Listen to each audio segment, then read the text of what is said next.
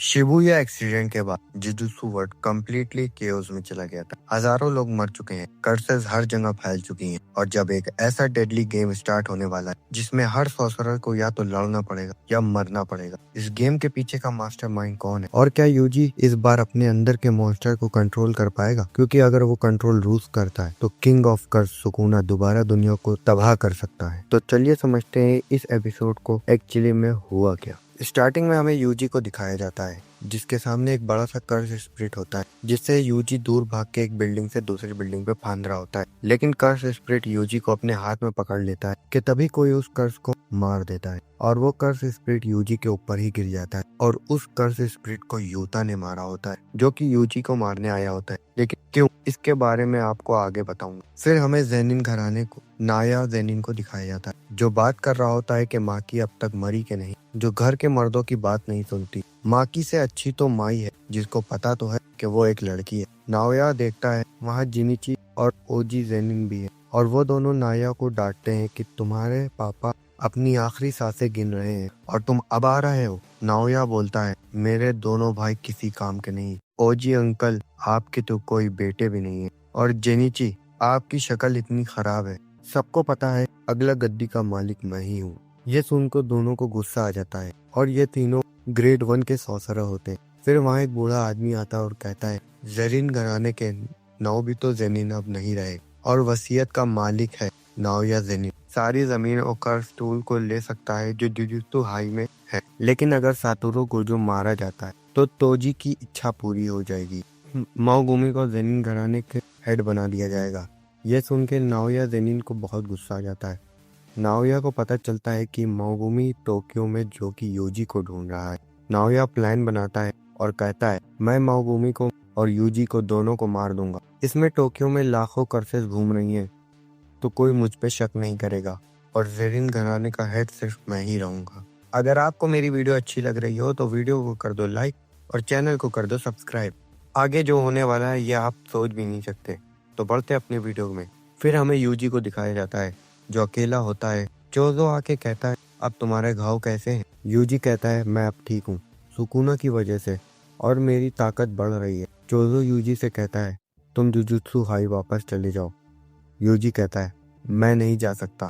Sukuna माओगुमी को मारने का प्लान बना रहा होता है और मेरे हाथों कितनों की बलि चढ़ चुकी है और मैंने तो तुम्हारे भाइयों को भी मारा है। चोजो कहता है ये एक गलती थी, मेरे भाई भी तुम्हें माफ कर देते।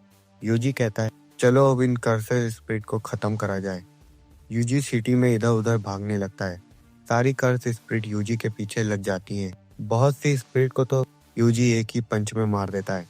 फिर यूजी कई सारी स्पिरिट को एक टनल में ले जाता है और दूसरी तरफ चोजो खड़ा होता है और अपनी पर्सिंग ब्लड पावर से एक बार में ही सारी स्पिरिट को मार देता है और एक स्पिरिट चोजो के पीछे आ जाती है जिसको यूजी मार देता है। चोजो यूजी से कहता है जब तुम मुझसे लड़ते थे तब तुम बहुत पावरफुल थे और अब तुम डीमन गॉड हो, पर तुम पूरी तरह ठीक नहीं हुए हो। यूजी के फादर के बारे में यूजी को बताने जा ही रहा होता है कि वहाँ नाओया जेनिन आ जाता है और कहता है माओगुमी कहाँ है, वो अभी तक आया नहीं और तुम दोनों यहाँ से भागे क्यों नहीं? यूजी कहता है अबे ओए हम यहाँ से क्यों भागे? कि तभी नाओया बताता है कि तुम्हें मौत की सज़ा मिली है क्योंकि तुम्हें बचाने के लिए गोजो यहाँ नहीं है।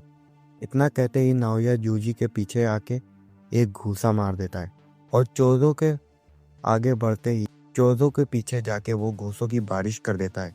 नाओया इन दोनों पर भारी पड़ रहा होता है। चोजो कहता है उसके पास ज़रूर कोई टेक्निक है। नाओया सोचता है यूजी तो सुकुनो का विसल है, लेकिन ये दूसरा बंदा कौन है?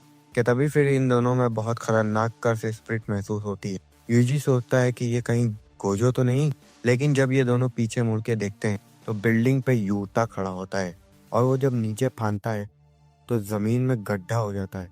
नाओया यूता से कहता है तुमको तो यूजी को मारने का काम मिला है ना?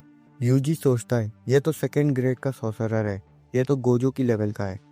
चोजो यूजी से कहता है तुम यहाँ से भाग जाओ क्योंकि अगर तुम यहाँ रुके तो मारे जाओगे। यूजी वहाँ से भागता है और यूता ठीक उसके पीछे होता है और वहीं चोजो और नाओया लड़ रहे होते हैं।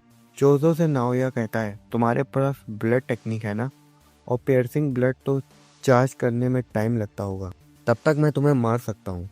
जोरो कहता है, तुम अपनी सोचो, तुम मेरे भाई को मार के ऐसे ही चले जाओगे? और वहीं यूता ने यूजी को पकड़ लिया होता है और यही सीन हमें शुरू में दिखाया जाता है।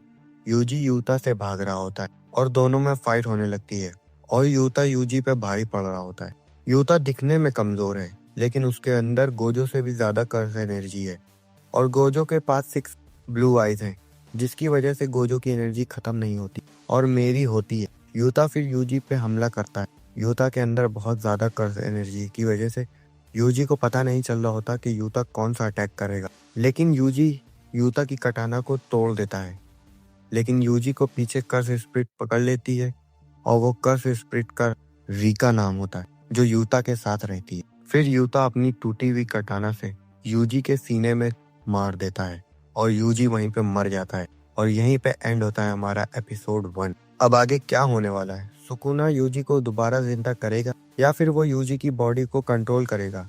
ये सब जानने के लिए चैनल को जरूर सब्सक्राइब करना और कमेंट में बता देना कि आपको इसका पार्ट 2 चाहिए या नहीं। मैं मिलता हूँ आपको नेक्स्ट वीडियो में, तब तक के लिए बाय बाय।